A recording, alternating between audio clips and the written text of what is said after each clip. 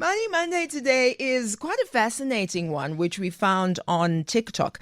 And it is a young lady by the name of Tsholofelo Sebanyoni, who's a qualified administrative leadership expert and social entrepreneur. And the point of it is to illustrate what happens when you are too broke to breathe and too well off to complain. That middle class trap. So conversations about the millions who seem that they've made it. Perhaps they have education, they have a bond, they have a car, they have a job, but barely making it underneath it all. People earning just enough for them to qualify for government aid or financial sympathy, but not yet enough to afford peace of mind and long-term wealth. And I always think about a person who is just too wealthy to qualify for NSFAS, for example, but definitely cannot of their own accord, their own means, pay for their child to go to university, right? And then you think of a 34-year-old professional who's earning 30,000 Rand a month, and of course, hard tax in South Africa, helping family pay off their student loans, financing a car, covering medical aid. After that, dololo, nothing for even a spontaneous weekend away. And we're still using our green sunlight soap because we can't afford the things that they sell at ARC. We'll be talking about the emotional pressure of just doing okay and how debt quietly thrives in the middle class. Tsholofelo, welcome to Power Lounge. Thank you very much, Pabi, and good afternoon to the PowerFM listeners. You know, we were introduced to you because we were speaking about when you're kind of too old to be young and too young to be old. That idea of once you hit 35, there are almost no more opportunities for you with your wisdom, with your knowledge, with whatever it is that you come with, education, etc., because so many companies are incentivized to only hire people under the age of 35. And in a way, this is similar, right? You're a person who's worked very hard. That 30,000, you may be one of the first in your family to ever even see money like that. But in the economy that we have, it's almost nothing. It's very, very difficult to get by. Definitely, Pabi, and that's true. I mean, to be honest with you, the series of videos that I created did not just stem from frustration personally, but it was the ability for me to realize that I'm not in it alone. And we don't really talk about these issues as much as we should because there's a level of shame that we don't want to put ourselves in regarding talking about issues. We don't want people to be aware of the problems that we are silently dying from as South African citizens. And it's very difficult then to quantify and to see who then qualifies as middle class in South Africa. Is this a shrinking group in your mind?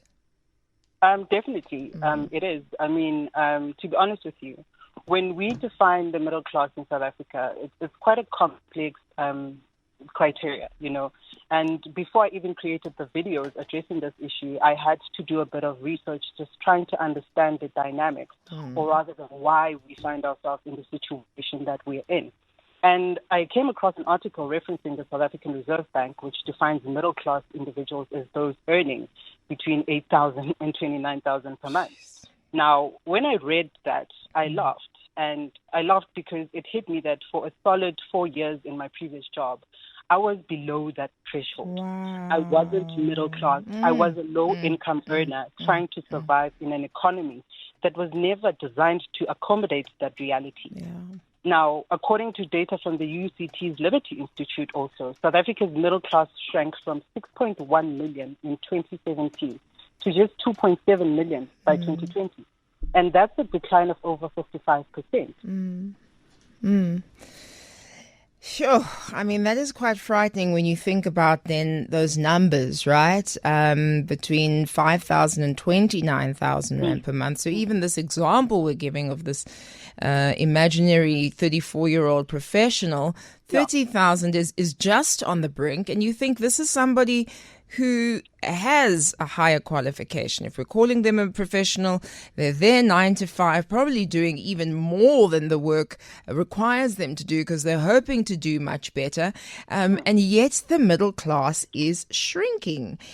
And yet also, nobody's going to feel sorry for him.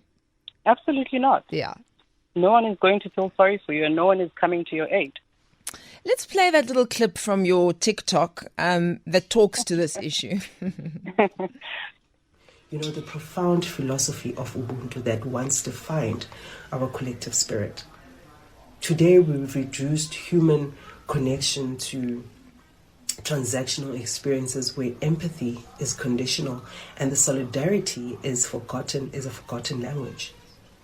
When societal challenges emerge, our first instinct is to find a scapegoat. So let's talk about that, because I thought that was so important, right? There is a serious lack of empathy at the moment in South Africa. Yeah. And I can't say I don't understand where it's coming from, but it is pervasive. It is to the point of even taking someone's life. I think in a lot of ways, it's part of the underbelly of our crime situation, because literally someone earning 5,000 Rand, looking at someone earning 30,000 Rand, how do you even expect them to be empathetic? That's true. That's absolutely true. And now the other issue that you are faced with, Pabi, is that you can't even ask for help. No. And part of the reason that is happening is because people lack empathy towards you. Would you ask for help if you knew the answer would be no? Definitely not. And that's the dilemma that so many people in South Africa are faced with, especially those of us who are, as you said, the first generation professionals. And the truth is, most of us, the people that we could turn to are likely in the same financial position as we are. So before I even ask for help, I must now consider the moral weight of my request. Would it not be selfish of me to expect someone else who is also quietly struggling to step in and rescue me when I can't even do that for myself? Sure. And I think that's really difficult, because then you start buying into these financial myths, right? Yeah. So, And also the financial institutions are very clever, but also, I mean, this is an emotional word for a fiscal and economic issue, but they're mean, man. Because if they offer you the amount of credit that they offer you, they're actually sinking you into a hole, right? So let's talk about some of these financial myths, these financial things that keep the middle class. Well, I would say that one of the biggest financial myths that we are facing as the middle class people is definitely the affluence illusion. What some may refer to as the fake it till you make it syndrome. And many middle class South Africans are under the immense pressure to maintain an image of financial success. And this manifests in luxury vehicles, private school fees, and participation in upscale social activities that we barely can even afford, all while having little to no savings or financial cushion. So many of us are essentially living paycheck to paycheck, projecting financial stability, when in truth, we are on fragile ground. A significant part of this actually is driven by social media performance.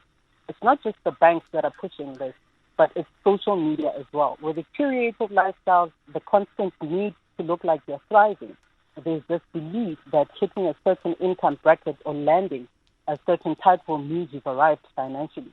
But the reality is that many middle-class households are one unexpected event, retrenchment, medical emergency, or a car breakdown away from financial collapse.